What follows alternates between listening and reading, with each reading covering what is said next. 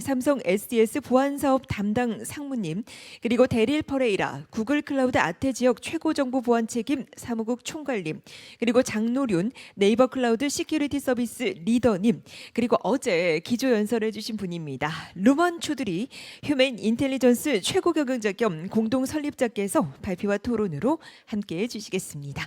자, 5분을 무대 위로 모셔보도록 하죠. 여러분 박수 보내주시기 바랍니다. 네, 무대 위에 착석을 해주시고요. Could you please take your seats?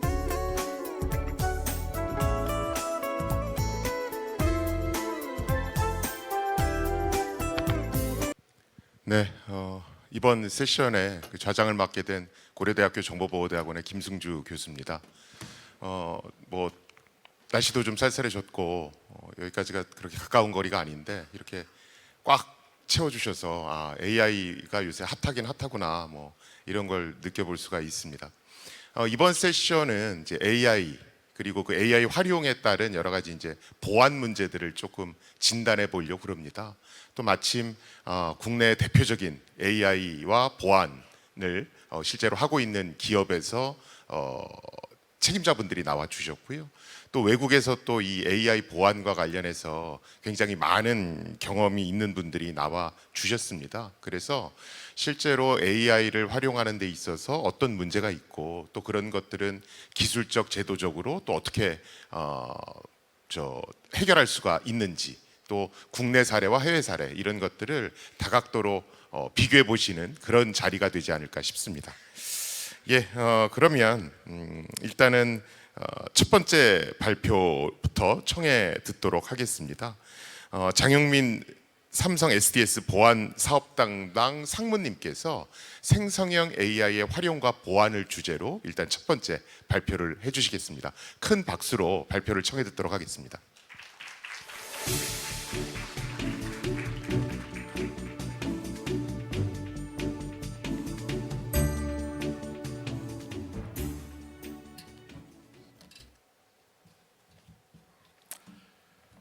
감사합니다. 안녕하십니까. 저는 삼성 SDS에서 보안 사업 담당을 맡고 있는 장용민입니다. 반갑습니다.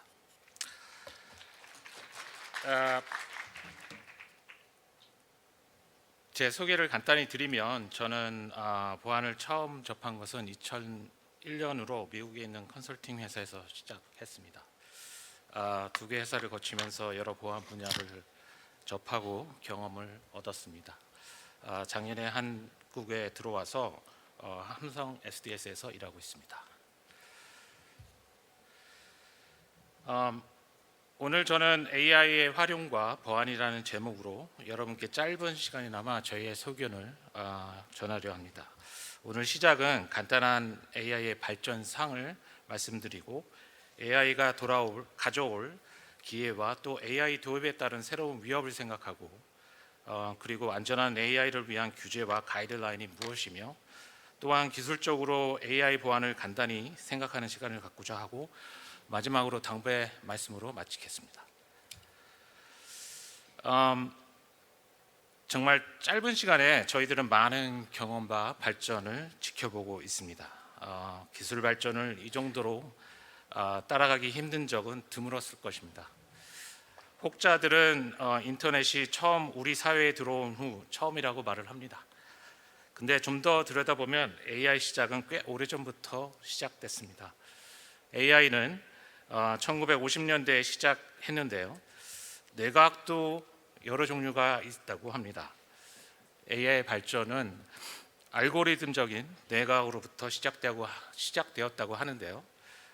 이쯤에 지금의 AI가 될 수 있는 이론들이 등장을 했고 시작은 어떻게 하면 사물을 인식하는 기술 그리고 언어를 이해할 수 있는 기술을 만들 수 있을까로부터 시작되었다고 합니다. 하지만 이론은 발전하고 있었으나 1970년대에 이르기까지 이론을 받쳐줄 기술이 없어서 AI는 크게 성장할 수가 없었다고 합니다. 그러다가 2000년대에 들어오면서 뇌신경망을 인공적으로 만들 수 있는 딥러닝 모델이 등장하고 또 발전하기 시작하면서 드디어 2023년쯤 생성형 AI 붐이 일어나기 시작했습니다. 그래서 여러분도 잘 아시다시피 이제는 생성형 AI를 넘어 에이전틱 AI 그리고 AGI를 바라보는 시대가 되었습니다.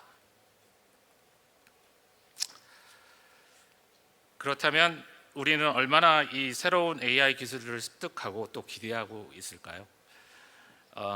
생각하신 대로 AI는 기업의 빠른 습득으로 확산되어 혁신의 기술로 부상하고 있습니다. 그 예로 이제는 글로벌 기업의 90%가 AI를 사용 중이며 기업의 경영진들은 AI의 도입이 있는 것보다 얻는 것이 더 많다고 판단하여 계속적으로 기회를 AI에서 찾고 있습니다. 여기 그래프에 보시듯이 폴춘 500 기업들이 23년도부터 먼저 AI 도입을 시작하였고 다른 일반 기업들보다 더 빨리 AI 도입으로 혁신과 효율성을 높이려고 하고 있는 것을 보실 수 있습니다.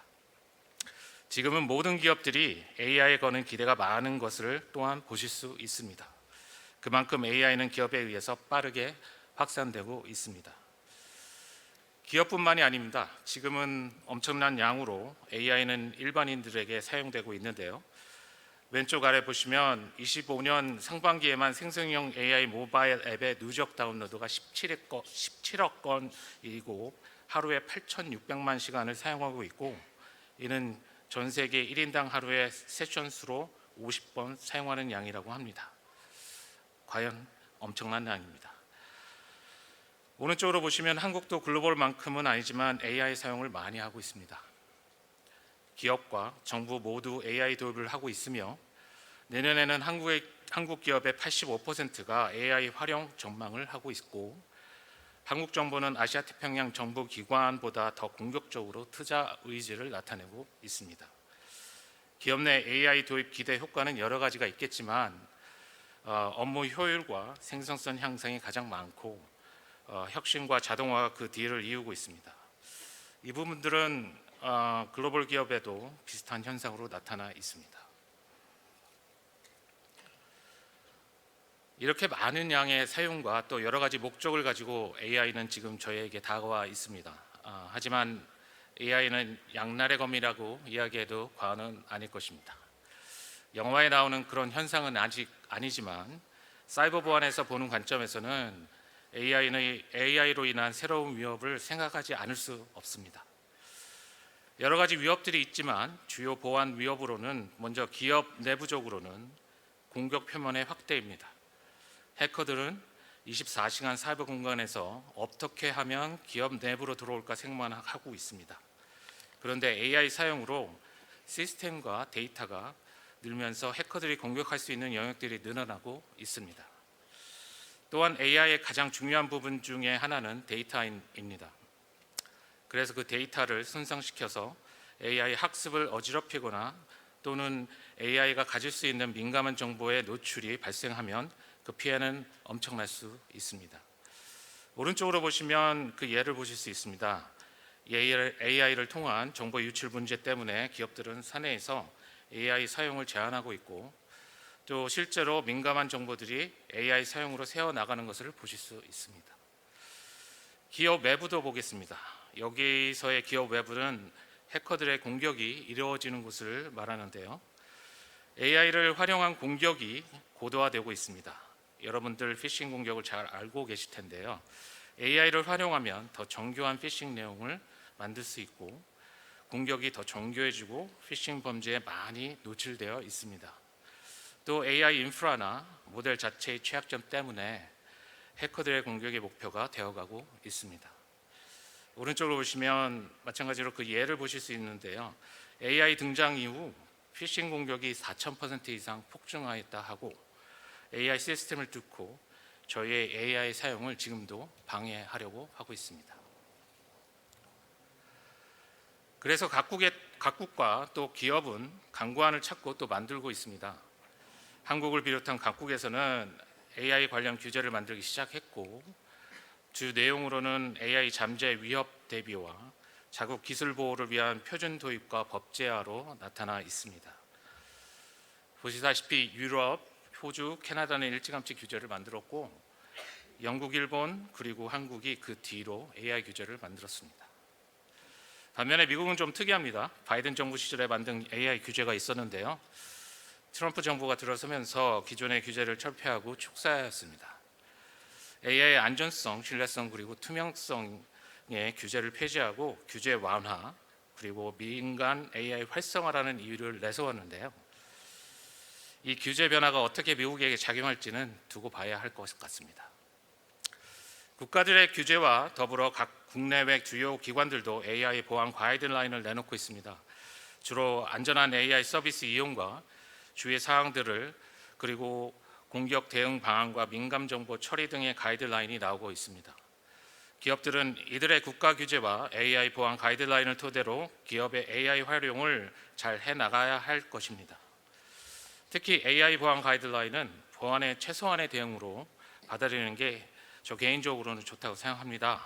그 이유는 여러분도 아시다시피 가이드라인의 인증을 받았다 해도 그 기업들이 보안 사고가 나고 있는 것을 저희는 계속 보고 있습니다.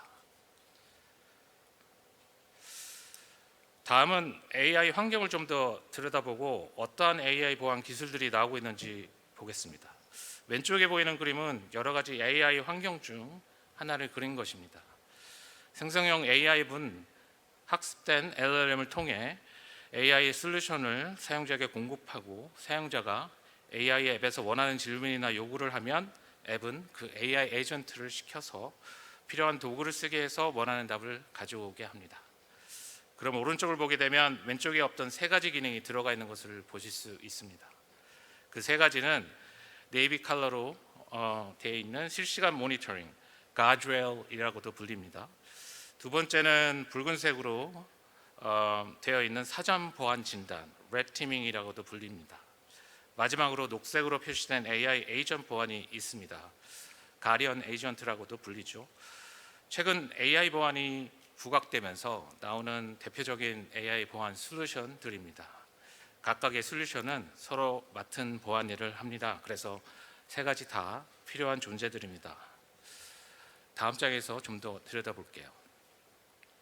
첫 번째인 사전 보안 진단은 AI가 잠재적으로 일으킬 수 있는 위협이나 결함을 미리 찾아내기 위해 의도적으로 공격적인 테스트를 수행하는 과정을 말합니다. 도입 효과로는 유해성을 미리 제거하고 해킹 위협을 방어하고 사용자나 고객에게 신뢰를 주기 위함입니다. 다음은 실시간 모니터링입니다. AI가 정해진 규칙이나 윤리적 경계를 벗어나는 답변이나 행동을 못하도록 시스템적으로 제어하는 기술입니다. 도입 효과로는 AI 통제력을 확보하는 것과 여기에서도 신뢰도와 일관성을 향상시키고 유해 콘텐츠 생성의 사고 방지를 하기 위함입니다. 마지막으로 AI 에이전트 보안인데요. 자율적으로 작동하는 AI 에이전트가 실수하거나 해킹당하거나 위험한 행동을 하지 않도록 실시간으로 감독하고 보호하는 AI 보안관이라고 생각하시면 되겠습니다. 도입 효과는 수백, 수천 가지 에이전트들이 실시간으로 통제할 수 있다는 것과 에이전트의 잘못된 판단이나 일탈 행위를 선제적으로 막아주고 역시 신뢰도를 향상시키기 위함입니다. 보시면 이 세 가지 모두 똑같은 도입 효과가 있습니다. 바로 신뢰성 향상입니다. 앞으로 AI는 신뢰성이 생명이 될 것입니다. 기업이나 보안을 하는 우리 같은 사람들이 꼭 기억해야 할 부분인 것 같습니다. 마지막으로 당부의 말씀으로 마치겠습니다. AI의 안전한 사용을 위해서는 몇 가지 생각해 봐야겠습니다. 먼저 아까 보여드린 AI 보안 가이드를 잘 활용해야 하겠습니다. 여기에서는 5가지를 나열하였습니다만 이것만이 전부 다는 아닙니다. 다만 AI 사용 목적과 환경을 잘 생각하여 거기에 알맞은 AI 보안 환경을 만들어야겠습니다. 그리고 저도 이 부분들을 거쳤고 또 아직도 새로운 AI 기술에 대해 교육을 받고 있습니다만 AI 교육은 꼭 필요한 사항이며 이 역시 교육의 목표, 그에 따른 교육 내용 그리고 교육 방식을 선택해야 할 것입니다. 여기 보이는 내용은 안전한 AI 사용을 위한 교육의 기본적인 내용입니다. 기본적인 고려사항을 보여주는 건데요. 교육 모포로는 위험인식과 책임 있는 사용, 문화 정착이 고려할 만합니다. 내용으로는 보안 윤리, 개인정보 보호 원칙과 사례 교육 등의 내용을 고려해야 하지 않나 생각됩니다. 방식은 반복적인 실습 중심 교육이어야 한다고 생각합니다. 100번 유튜브를 보는 것보다 직접 AI를 사용하는 게 더 낫다고 생각을 합니다. 여기서 AI 사용은 설치용뿐만 아니라 AI를 사용할 수 있는 다른 일을 직접 해보는 것도 권유를 드립니다. 마지막으로 예전에 한국에서 컴맹이라는 단어가 유행한 적이 있다고 들었습니다. 예전에 컴퓨터가 한창 보급되기 시작했을 때 컴퓨터를 모르는 사람들을 징해 컴맹이라고 했답니다. 컴퓨터 문맹. 오늘날에는 AI맹이 되지 않기 위해 안전한 AI 교육에 힘을 기울일 때입니다. 이만 저의 발표를 마치겠습니다. 감사합니다.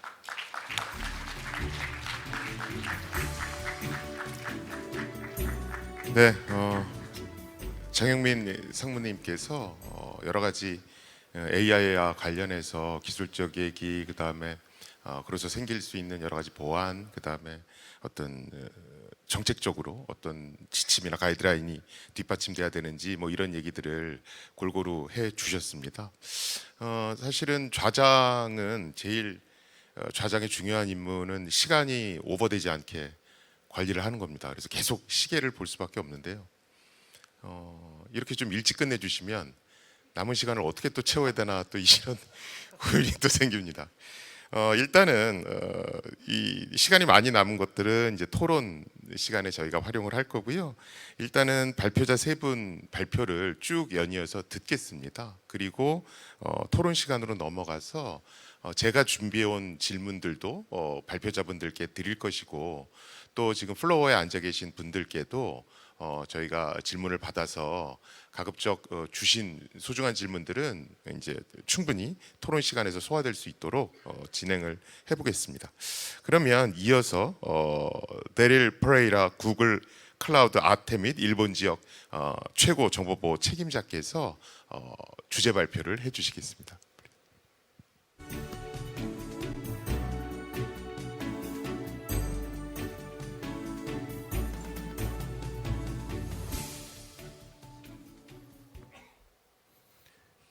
Good afternoon, everyone. It's a pleasure to be here in Korea, and it's my second time visiting your wonderful city, Seoul. I'd like to share today a bit about AI and cybersecurity. As you know, Google is one of the foremost companies that has been building AI. And so I think a lot of the question has been around how do you actually build AI in a more responsible way? And that's really the talk today. So we need to first understand what the risk is with using AI and also in cybersecurity. The Asia-Pacific region is home to a very large and diverse audience and population. This also means we have the largest number of global internet users. It may interest you to know that the most internet-connected population in the world happens to be here in South Korea, right? And this is primarily because of the proliferation of mobile devices, right? So if you think about the fact that every adult and child in South Korea has maybe 2, maybe 3 mobile devices. When you think about a tablet or iPad, your mobile phone, your laptop, and your home PC. That's 4, right? Now think about your children. You have more than one? Yes, so maybe you have 2 children, each has 4, mother and father 4, that's 16 mobile devices, laptops or PCs in each household in South Korea. This then increases the likelihood of cyber attack. And so we see the most cyber attacks occurring anywhere in the world in this region, in the Asia-Pacific region. Now we want to talk about the dwell time, 33 days. The number you see there, 33. Dwell time, for those who are not working in cybersecurity, is simply a term that's used to mean how quickly can you discover when the attacker has penetrated through your defense and is sitting inside your mobile device, your computer network in the office, your corporate IT, and has not yet been discovered. So the average time for your cybersecurity defenders to find out that you've been attacked and compromised is 33 days. This is a very long time. We also have another problem, and this is where as HR professionals you can help. There are currently over 2.16 million unfilled cybersecurity jobs in the world. 2.16 million. This tells you that we have a very big cybersecurity problem, and we don't have enough people to try and help us fix it. And this is where AI can come in, right? So we can actually deploy and use AI to augment the existing cybersecurity workforce and to fill in some of these gaps in the workforce that we currently have. I'll talk a bit more about that later. Now, targeted industries, it's very important to know that certain industries are targeted more. It's no surprise to you that on the top you'll see is financial sector, okay? Because they carry most of the monies and funds that are in this world. What you may not realize is that professional services and business also is very largely targeted. About 11% of all the successful cyber attacks you see are on that sector. And high tech, not surprising because we build a lot of technology, we build a lot of AI, and so the experts that work in these areas have a big problem. Most of the cyber threat actors are targeting these three industries for different reasons. Now I want to talk a bit about high tech, right? The high tech industry, why are they attacking this industry, which is my industry? They're attacking because they know that the developers of AI are going to be rolling this out to the wider population, covering all of these different types of companies and sectors. And so if you can attack the AI while it's being built and then it's deployed, the fault and the vulnerability is already inside the AI model or the engine. And so this is the concern that as HR professionals you will have.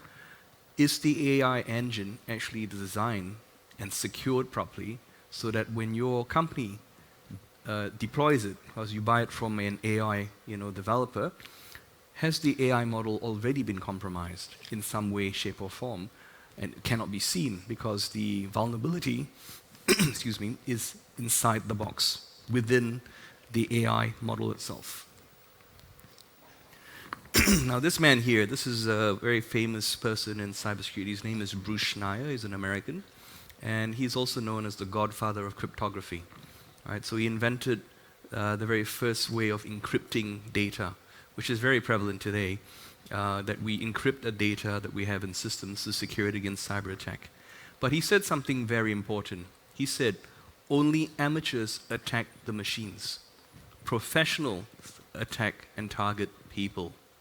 So if you think about that, what he's trying to say here is, you can secure the machine, but the real risk is you cannot secure the workforce, the people and the individuals.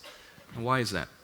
Because you can train people as much as you want, but training can only do so much. People will do things that are human. For example, I would say most people in this room drive a car, yes?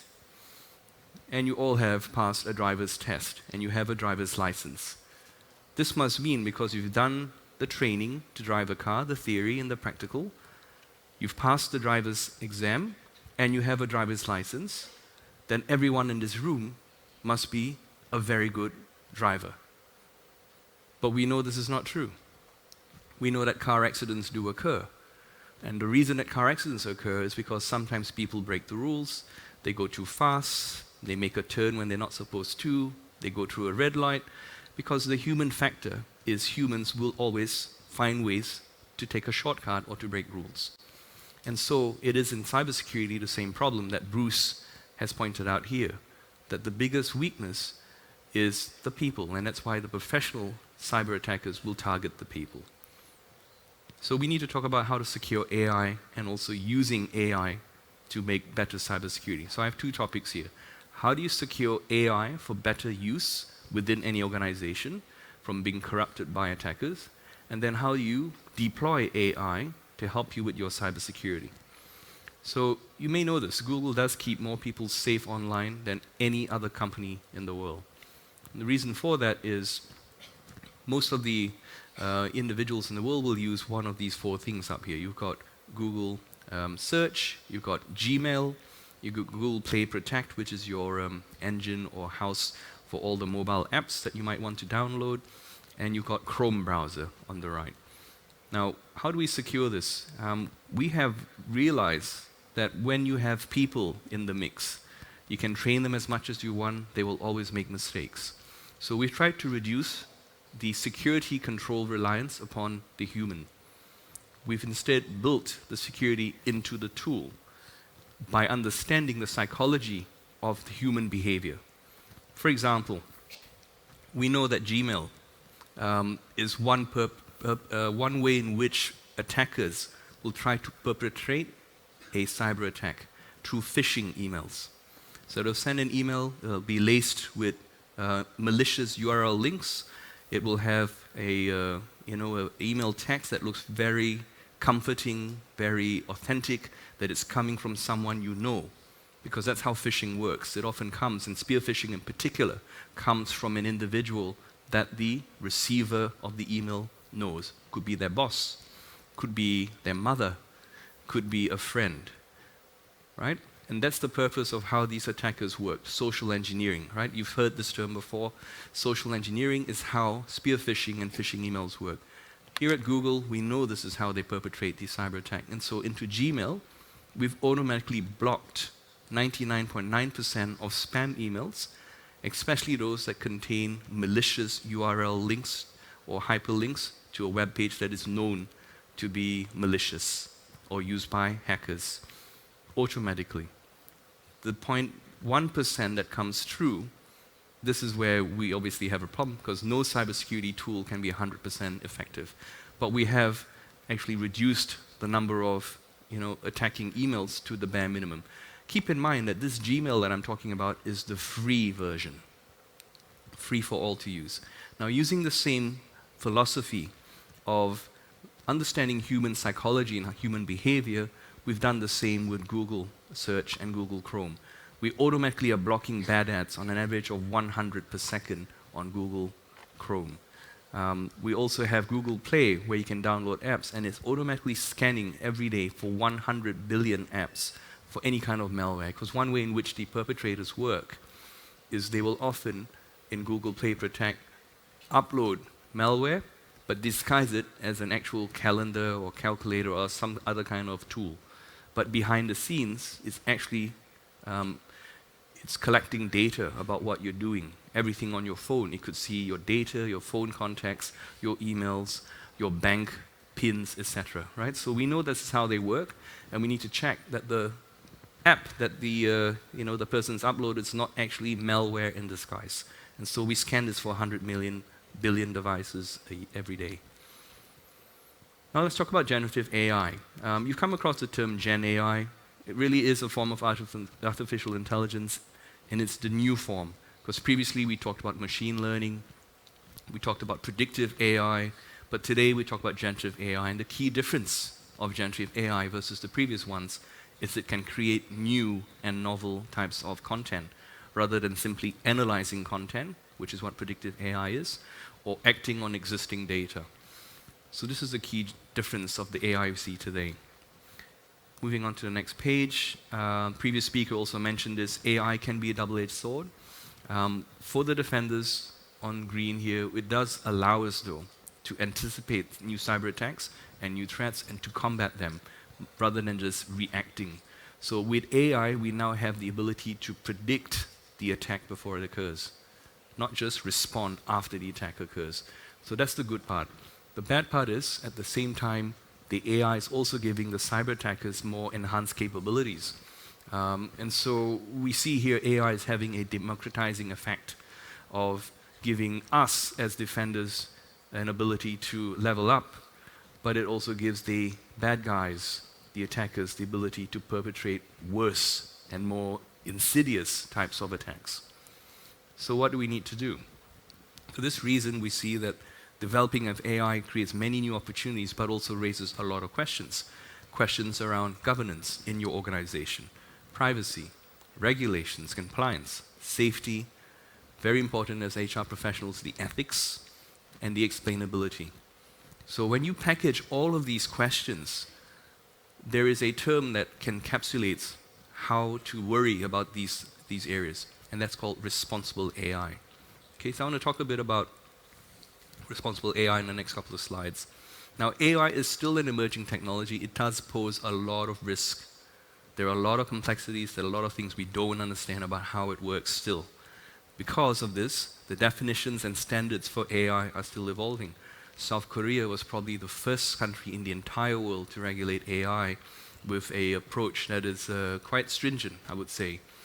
The EU AI Act, on which the South Korea regulations for AI were based, were actually going to be more stringent.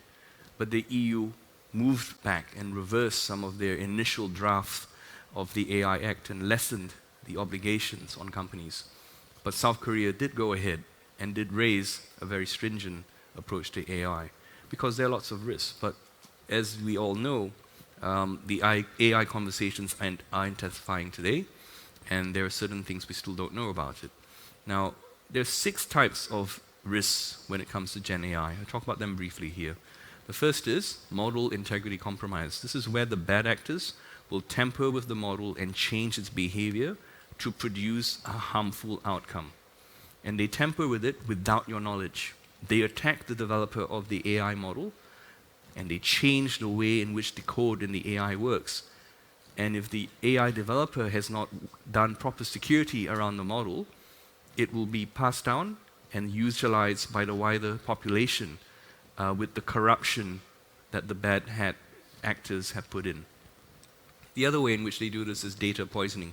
So this is where the attackers will poison the data set that is used to train the model, right? Or it could be also data poisoning in which they, after the model is released, they upload poisoned data, data which has misinformation or corruptions in it, in order to produce an outcome which is false. All right, so there's 2 ways. Before the model is released, so while it's being trained, right? So you could teach it that, A plus B is not equal to C, but could be equal to Z, just as an example, right? Finally, prompt injection on here. This is where the bad actors will try and get the model to execute a malicious instruction that's been inserted or injected into the question or prompt. So you can ask it a whole bunch of different questions and cause the AI engine to give you a response that was not intended. And this then can provide outcomes that are quite, strange. Another one here is model theft, where they can actually steal and hack in and steal the entire model. This is more like intellectual property theft. 5th one here is data exposure. This is where the AI is being used by your company, but you've not secured the data that it produces. So it may be you're a bank and you've released an AI, and with certain types of questions, the personal information of the bank accounts are revealed in the answer that the AI engine produces. And this has happened in some other companies as well. And the 6th risk and final one is regulatory compliance. Because there's so many rules and regulations, you may find that many global companies, especially those that operate out of South Korea into the wider world, will have problems complying with these regulations. There are 3 types of security challenges that we have had to deal with over the last decade. The first is based on growing number of threats, a large and endless amount of toil as a cybersecurity defender, and a lack of additional headcount or talent in which to combat, and all those 2 million jobs that are missing at the moment. So we have seen a 7 times increase in data attacks since 2012, and we've seen over 146 million stolen. And that was in 2012. Now we see over 6 trillion, right, in 2024. Now we see that threat actors are squatting or living in your system without your knowledge for 33 days, the dwell time I talked about before. Endless toil, we've seen a 13 times increase in the number of cybersecurity companies today that are operating and trying to build systems and tools to defend. But we've also seen over 200,000 plus hours a year of people having to respond against these cyber attacks. Over here, we've seen more than 1.5 million jobs unfilled in 2012, and it's risen to about 3.5 million today in the world. And it's a 50% increase of employees in the Asia Pacific that are identified as must-have cybersecurity skills, right? So we see a lot of problems. But we can find that generative AI can actually fix some of these, right? So We can identify threats more quickly, prevent patient ones. We can reduce toil by letting the systems do the securing, so we don't need the people to do it. And we can multiply talent by actually getting the AI to help some people. So very quickly, I'll just talk about this here. Threats. So when you have phishing or scam threats, the AI security devices these days can actually scan the scams very quickly, scan the URLs, activate the link to see if it's a bad, malicious web page that's being pointed to. It can review the code or malware very quickly. And so we're finding now that AI actually does provide multiple benefits for cybersecurity defenders.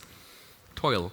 This is where you can get the AI to actually be trained to put in the security controls automatically. For example, if your cyber defender has knowledge of one computer programming language and the firewall is in a different computer programming language, the AI can ask him, how would you like to program the firewall rules? And he'll say in the language that he does understand, here are the instructions that I want the firewall to be doing.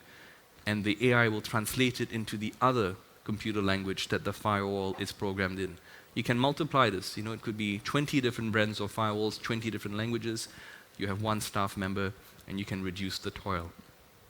Similarly, the talent. With the same example I just gave you, you now have younger people who are less trained, less experienced, able to do the job of a second level or third level experienced employee. The fresh graduate from university can now program a firewall, whereas previously they couldn't do it. And so the AI engine is now something that allows novices to become more expert in cybersecurity, therefore helping us fill the talent gap. Now, where does HR come in? I want to talk very quickly about how we've used Gemini is the brand name in Google. We give our AI engine. How we prevented threats with decreased toil and scaled talent. We talked about that just now. But now I want to move on to the next topic. What is responsible AI? So this is where AI is not just a checklist, it's governance. It must be a way in which your organization aligns your organizational strategy, has the right balance between the risk and reward, employing sensitive data more securely and privately. Right, just moving on to the next page. 3 lines of defense governance model. So you have the business in the first line, which is where all of the employees and management tend to work. You have your second line, which is your regulations, compliance, and risk management team. And then the third line is your internal audit function. Each of these 3 lines of defense are required to build and govern AI more responsibly. The first line implements and owns the controls around security and AI. The second line checks that the first line is doing it according to company policy, and it coordinates a company-wide risk assessment. And the third line audits the first line and audits the second line to check that they've done their jobs right. And this is where HR comes in. When you want to implement effective AI, you must implement a risk management approach. The first thing to do is to create an AI governance committee to oversee the implementation and deployment project of use of AI in your corporation and companies. In the AI governance committee, you will have your IT team, your security team, your application security team, information security team. In the red box, 4 other teams are needed that are not from IT. The first is your risk and compliance team. Remember the second line, this team, risk and compliance, must be involved with the AI governance committee. The third is human resources, yourselves. And the fourth is privacy, and the fifth is your legal team. The question here is, why is HR important? Well, when you use AI in an organization, there will always be outcomes and impacts on the workforce, also on the job design, also on the risk to the human element, and also the need for training, as mentioned by Speaker 1, of the entire workforce around the risks of AI, how to deploy appropriate security controls as designed by the company, and understanding the outcomes of AI, what is appropriate use, ethical use, or inappropriate use, or unethical use as well. Right? So the governance committee must always consist of these 4 additional important members. And then they will advise the top management, board of directors, and C-suite around the proper use of AI. So I want to introduce you to a very easy framework that you can use as HR professionals. It's called Google's Secure AI Framework. This is designed for non-technologists to use. It's free and available online, developed by my team, the Office of the CISO. in Google. CISO, by the way, is the term we use for the Chief Information Security Officer at Google. I'm part of that team. Our job is to help secure Google against cyber attack. And one of the things we learn is that to secure AI is a very important but complex topic. And so we developed 6 principles for leaders in business to ensure that AI is developed and used properly in your companies. So number 1 is you leverage and extend your machine learning in a secure by default manner. All of these principles, by the way, are explained in detail on the Secure AI framework. It's on the website, it's free. Number 2 is extend your detection response to bring the AI into your normal company's threat universe. Number 3 is you need to automate your defenses to keep using AI, but you got to understand the new threats because the threats are constantly changing, the risks are constantly changing. The 4th is you need to harmonize your existing protection platform and tools to also encompass the AI within your organization. And then you need to change and adapt controls continuously, a feedback loop, because the AI development is constantly changing as well to address new market trends. Finally, make sure that the AI system risks are actually integrated and joined with the business risks. This is where the HR element is important as well, because you understand the human aspect of risk better than other parts of the organization. Okay, so this is the model I talked about. I won't go through in detail. It's a best practice checklist from a risk angle. Again, it's free to download. Here the website names, right? So you've got your Secure AI framework, which was the first thing I showed you, and then this is the risk assessment tool that you can deploy in your organization. It is a checklist that helps management go through the different parts to assess what is your risk with using and deploying AI. If you can check off most of these controls, then you know in your organization, your governance committee has got the right approach to securing and using responsible AI. So where do you go? You go to SAFE, S-A-I-F, Secure AI Framework.google. Free for you to use, free to download, used by my team to ensure that our Gemini 2.5 version of AI is safer and more secure than the first version of Gemini and safer than the previous versions that we've been developing over the many years. With that, thank you very much for your attention and for your interest. Thank you. 이제 앞선 발표를 바탕으로 해서 전체 토론 및 질의응답을 진행하도록 하겠습니다. 질의응답의 경우에는 실시간 질의응답 시스템을 활용해서 진행할 예정입니다. 그래서 지금도 질문이 계속 올라오고 있는데 참가자분들, 플로어에 앉은 많은 참가자분들께서 자유롭게 의견 주시면 끝부분에 이 올려주신 질문 중에서 골라서 여기 지금 발표자분들께 제가 대신해서 질문해 보도록 하겠습니다. 일단은 우리 구글의 데릴 퍼레이라 CISO님하고 SDS의 장영민 상무님 두 분께 먼저 질문을 드리겠습니다. 공통 질문인데요.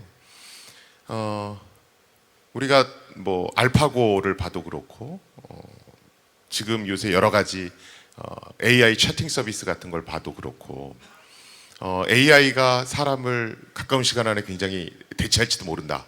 이런 어떤 공포감이 확산돼 가고 있습니다. 또 반면에 우리가 이런 막대한 돈을 들여서 이런 것들을 하는 게 과연 옳은가? AI가 진짜 많은 것들을 제대로 할 수 있나? 이런 AI 거품론도 적지 않은 게 사실입니다. 제가 두 분께 드리는 질문은 과연 AI가 보안 전문가를 대체하는 게 가능한 것인가? 그게 과연 가격 들어간 비용 대비 효과로 봤을 때 어느 정도 기업이 신경 써야 될까?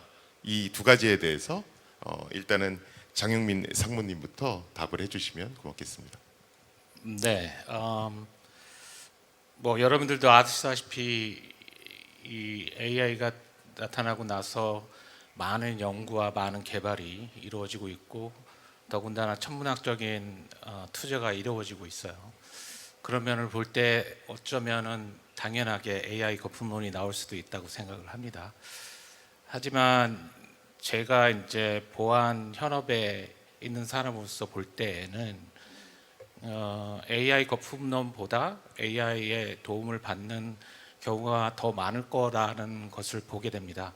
예를 들어서 보안 운영을 볼 때 보안 관제 서비스를 보면 보안 관제 서비스 안에서는 뭐 threat intelligence나 뭐 위협 탐지, 분석 그리고 대응을 하게 됩니다. 이 여러 가지 일을 하게 되면 지금 뭐 예전이나 지금도 많은 사람들을 사용해서 이 일을 하게 되는데요. 최근에는 이 AI를 사용해서 이 모든 분야를 자동화하는 솔루션들이 나오기 시작했어요. 그래서 제가 보는 관점에서는 너무 좋은 솔루션으로 보고 있고요. 또 한편으로는 그러면은 지금 저장께서 말씀하신 것처럼 그러면 사람을 대체할 수 있는 그런 경우가 되지 않을까라고도 생각할 수 있지만 아까 데리얼 분이 그 발표하실 때도 말씀을 하셨지만 저희 보안 분야 특히 저한 전문가의 그 부족 현상이 엄청난 상황입니다. 예, 제가 그 뭐 미국에 있을 때나 한국에 있을 때 보면 아직도 이 보안 전문가 부족 현상으로 저희가 곤욕을 치를 때가 굉장히 많아요. 그런 면에서 볼 때에는 지금 AI의 도움으로 자동화가 되면서 보안 운영을 할 수 있다는 거는 저희들한테는 굉장히 행운이라고 생각하고 앞으로도 그 부족 현상을 좀 채울 수 있는 그런 솔루션이 많이 나왔으면 하는 바람입니다.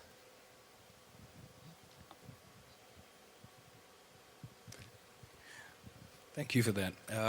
Yes, so the use of AI can certainly cause a wide variety of problems in society.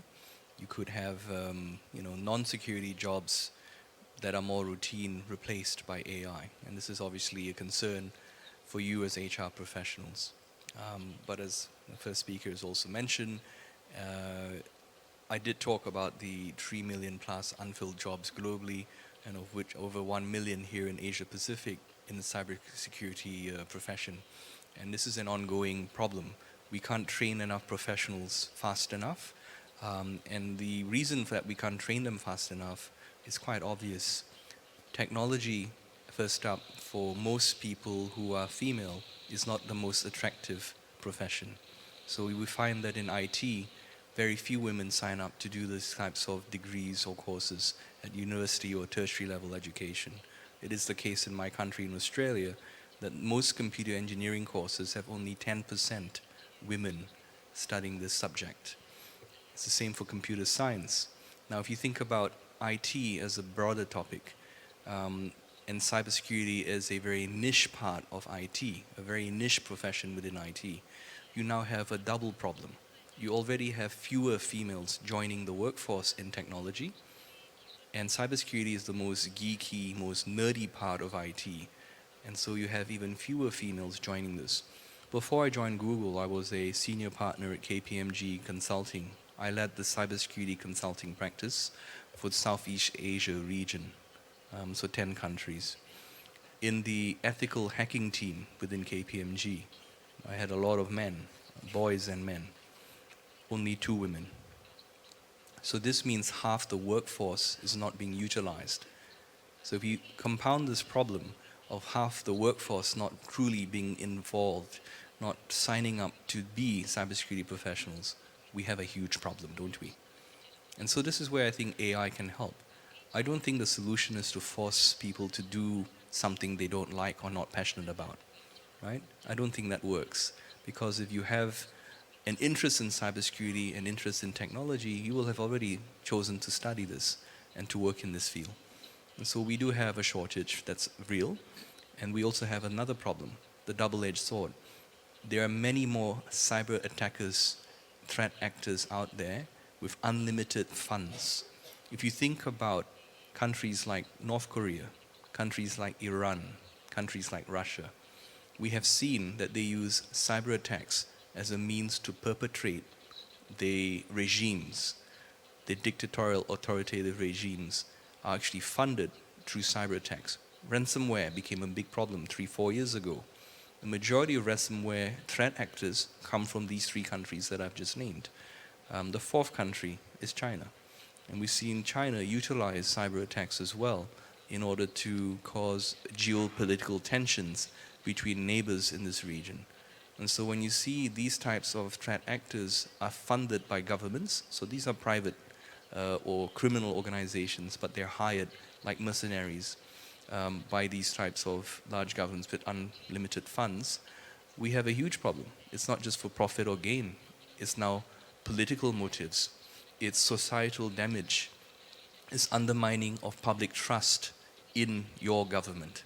These are the motives of the cyber attackers, not just to steal money, not just to steal information, to cause societal decay. And so we have a huge problem, and certainly the AI that we're utilizing here at Google is designed to actually not just reduce the problem we have the workforce, but to anticipate and monitor the actions of these threat actors and nation-state attackers more accurately, so we can actually stop the cyber attack in its tracks before it becomes successful. Right? So the dwell time I talked about 5 years ago was in excess of 400 days. Remember, dwell time is the time between when we as defenders find out the cyber attackers are inside our networks and we have been compromised.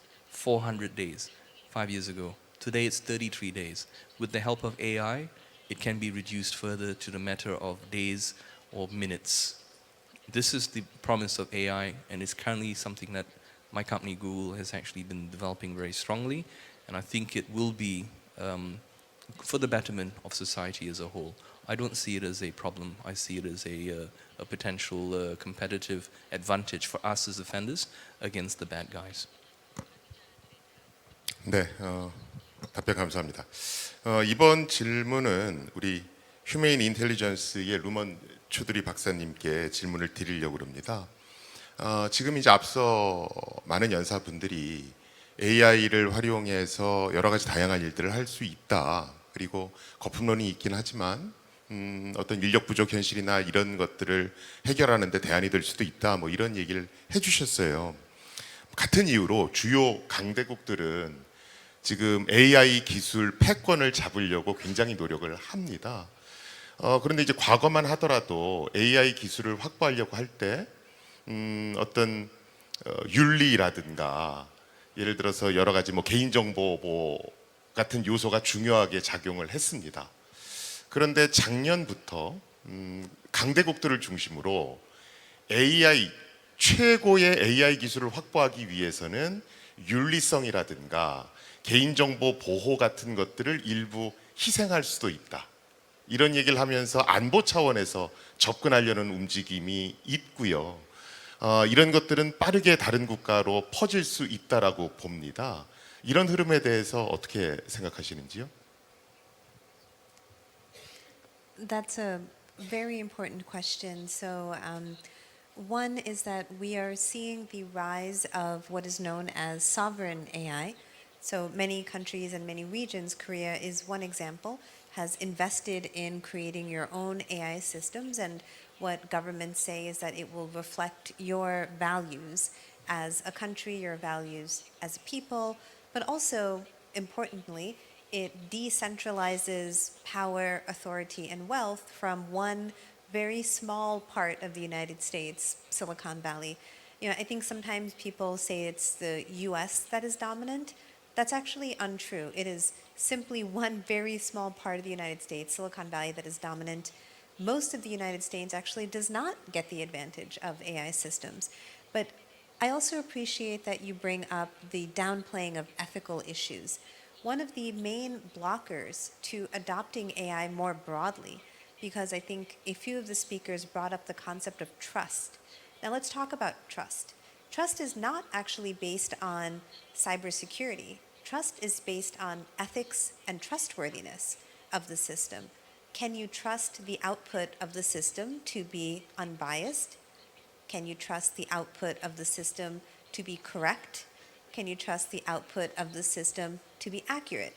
And today, we cannot say yes to any of those. At the same time, we think about children interacting with AI. Now, I don't want to scare people. I don't want to discourage people from having their children to use AI. I think just like my panelists, that it is incredibly important for the future of our economy, it's important for the future of education. However, it's very important to recognize that AI psychosis is very real. Parasocial relationships are very real. So for children, their brains are not sufficiently developed to understand the difference between fantasy and reality.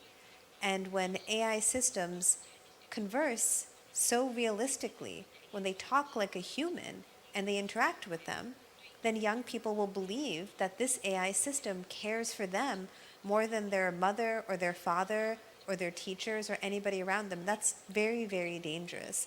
So thinking about these broader societal issues is really what brings trust. So in short, yes, we need to ensure that systems are secure from malicious actors, bad actors, and hackers.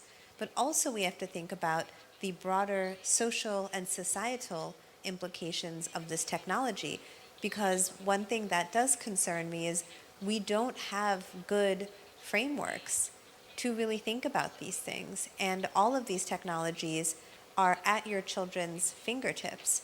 It was not until last week that Character AI decided to no longer have children under 18 using their AI chatbot. Character AI, I mentioned that company specifically because more than one child, unfortunately, committed suicide as a result of interacting with their bot because they felt so strongly that this bot cared for them and it was made to interact with them, to engage and keep them on the platform. And again, this is not just children, grown-ups are now experiencing this form of psychosis.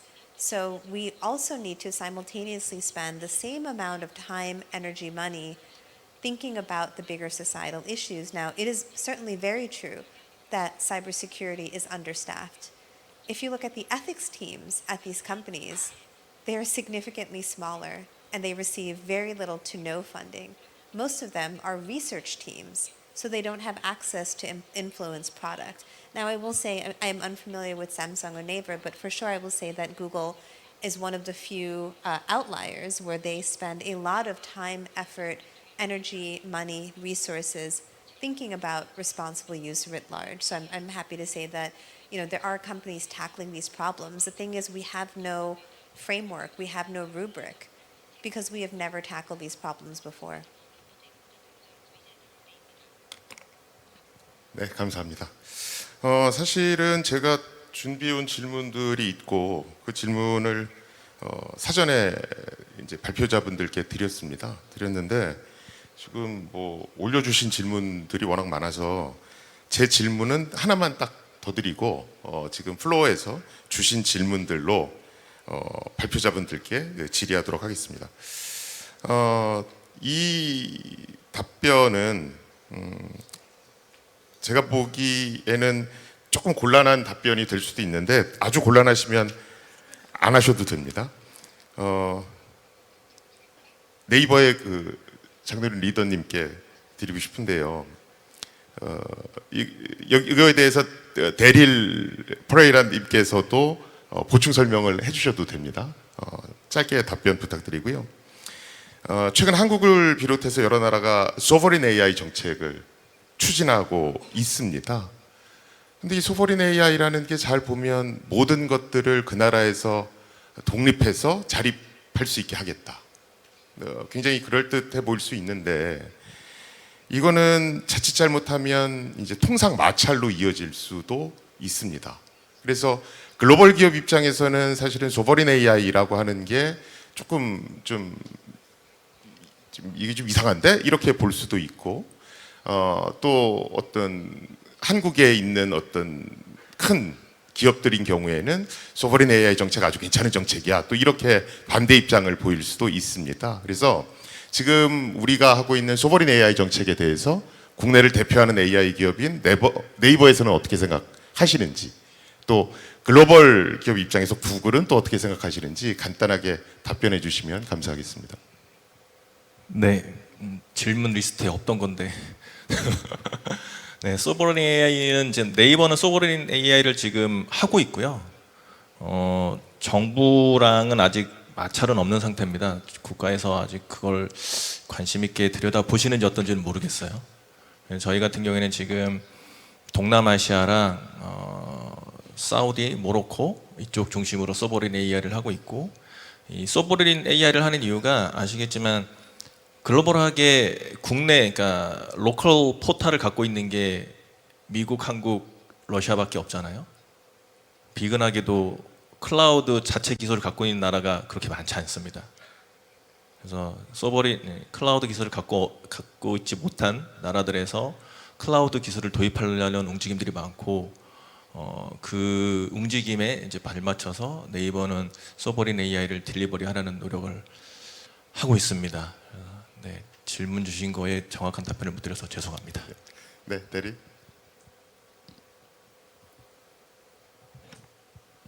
Right, so I'm not speaking on behalf of Google on this topic as I'm not the expert on sovereign AI. All I can say is my company, Google, does work with all countries and all governments globally, and it will support however the regulations work to the best of our ability. The topic of sovereign AI, of course, is new, is developing. Many countries don't have AI and is being built by some large companies that are homed in certain parts of the world. So I think Google does want to work and democratize access to AI and make this technology available to all organizations, all countries. 네, 고맙습니다. 이제는 플로우에서 온 질문을 제가 선택해서 이 화면에 올려보도록 하겠습니다. 그러면 거기에 대해서 지목받으신 분이 답을 해주시면 됩니다. 먼저 우리 삼성 SDS의 장영민 상무님께 온 질문인데요. 네, 지금 저 화면에 뜬 질문이 보이시죠? 팀 리더로서 업무 내 AI 활용의 장점과 위험을 모두 느낍니다. 과도한 제재 없이 안전하게 AI 활용을 장려할 수 있는 현실적인 방법은 무엇입니까? 이렇게 질문해 주셨습니다. 이 질문은 저희가 지금 저희 삼성에 처해 있는 상황하고 비슷한 상황인 것 같아요. 아시는지 모르겠지만 저희 삼성도 자체적으로 개발한 AI 모델이 있습니다. 자체적으로 개발한 AI 모델을 사용해서 만약에 크리티컬 데이터를 활용하는 업무에 필요하다, AI가 필요하다 하면 저희가 자체 개발한 AI 모델을 사용해서 AI의 장점만 갖다 쓰게 해서 업무에 활용하게 됩니다. 그러나 자체적인 AI 모델이 항상 좋은 것만은 아닙니다. 밖에 있는 챗GPT나 제미나이나 너무 잘하는 AI 모델들이 많이 있기 때문이죠. 그리고 저희 삼성 안에서도 여러 분들이 외부 AI 모델을 쓰는 걸 원할 때가 있습니다. 그때는 크리티컬 데이터를 사용하지 않는 업무가 있다면 외부 AI 모델도 활용할 수 있는 그런 환경을 만들어서 내부적으로 개발된 AI 모델이나 외부적으로 개발된 AI 모델이나 상관없이 모두가 그 장점을 활용해서 사용할 수 있도록 최대한으로 노력하고 있는 중입니다. 네, 고맙습니다. 이번에는 네이버 클라우드 세큐리티의 장노륜 리더님께 온 질문입니다. 딥페이크를 이용한 범죄를 궁극적으로 막는 것이 가능합니까? 라는 질문을 주셨습니다.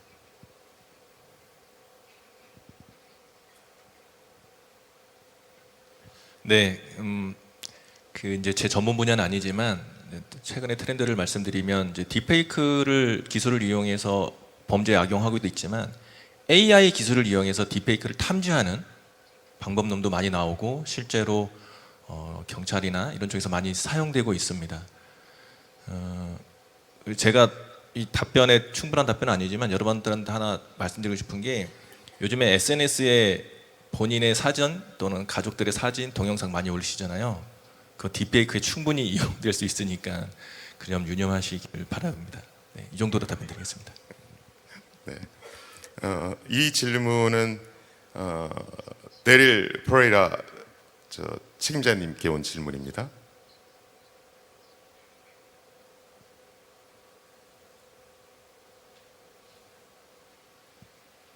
Do I need to read the question out? No? 아니요.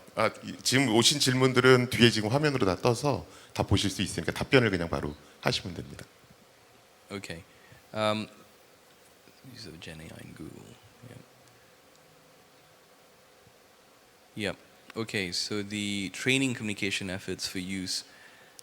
Basically, I think you need to train management. Actually, it's not the staff or the frontline employees in your company. The communication or training for good use of Gen AI actually has been targeted on management of companies and helping them understand the purpose of AI and the risks of AI and the ethics of the outputs and outcomes of AI. So to actually ensure ethical use of AI, we have been promoting the secure AI framework for our own employees to use within Google. And this is why I shared it with you just now. We've now decided that this is something that would be useful for people outside of Google to be aware of, that you must develop and use a approach that's methodical, risk managed. So there's a risk checklist, as I mentioned before, in order to keep it top of mind for management. So the deployment and use of AI always comes with a lot of risk, a lot of complexity. The only way you can manage such risk and complexities, you must have a structured method and framework which you can deploy. And so I highly recommend you take a look at the Secure AI framework that was used by my team in the Chief Information Security Office. And we deployed this internally within Google in order to help us understand the ethical impacts, the security impacts, and the other types of risks when it comes to designing and deploying and using AI. So I think that's, before you hit the go button in your organization, please take a look at using something like a secure AI framework or similar. Don't forget, you got to comply also the regulations in your own country. So it's the second thing. And the third thing is training should not be just focused on the end users of AI. The training at a corporate level must be focused on the management of your company so they understand these types of risks and what needs to be done to address the risks, right? So it's very important to not just understand risks, but to develop a strategy of controls to manage and mitigate a lot of these risks of using and deploying AI. 네, 감사합니다. 이거는 없던 질문인데 제가 마지막으로 루먼 초드리 박사님께 질문 하나 드리겠습니다. 실제 전쟁 무기에도 AI를 많이 쓰고 있습니다. 그런데 최근에 발표된 보고서에 의하면 우리가 보통 전쟁 정보를 분석해서 AI가 책임자한테 정보를 전달하게 되는데 이 정보를 전달하는 속도가 너무 빠르다 보니까 최종 책임자가 정확하게 그걸 검증하지 않고 그냥 바로바로 실행에 옮기는 경우가 많아졌다. 이런 보고서가 있습니다. 앞으로 AI가 전체적으로 확대가 되면 그냥 AI에 쫓겨서 사람들이 면밀한 검토 없이 그냥 결론을 내버릴 것 같은데요. 이런 것들을 막기 위해서 어떤 제도적이나 교육이 있어야 될까요? That's a critically important question, not just in warfare, but also in our day-to-day lives. So how can we trust the information? Also, what are our routes to verification? Now, if we think about what generative AI is, fundamentally, it is an information synthesis tool. It takes existing information on a particular topic and it puts it together for you. Now, that is very, very different from our previous ways of information gathering, like search engines, or even going to the library and finding a book, or maybe even talking to an expert. In all of those cases, you were the information synthesis tool. You were the one that said, this is good quality, that is bad quality, I'm going to understand the situation and put it together. So in warfare, it's also critically important, and I like that example, because they have something called the chain of command. And explicitly in warfare, they say that, who owns the data, who owns the information is the person who is responsible for it. So theoretically, in a warfare situation, the person who is making the decision should not also be the person verifying, because their job is to make quick judgment, quick assessment. it's interesting to maybe think of how do we take that paradigm, that structure of chain of command, and put that into our everyday way of using AI. So there was conversation earlier about supply chain attacks. I think chain of command applies there. Yesterday, during my keynote, when I was talking about accountability frameworks, accountability structures, who is responsible for what? And specifically, when we think about AI literacy, which was a part of my talk yesterday, AI literacy also means being able to discern quality. Now, one person should not ever be the only person assessing quality. Now, if we think about how the information is passed down through the chain, who is responsible and what is the information expertise they bring in order to verify, and how do you combine that with AI literacy to ensure that the person making the decision on the end is making a smart and reasoned decision. 네, 고맙습니다. 뭐 짧은 시간이었지만 여러분들께서 아주 양질의 발표와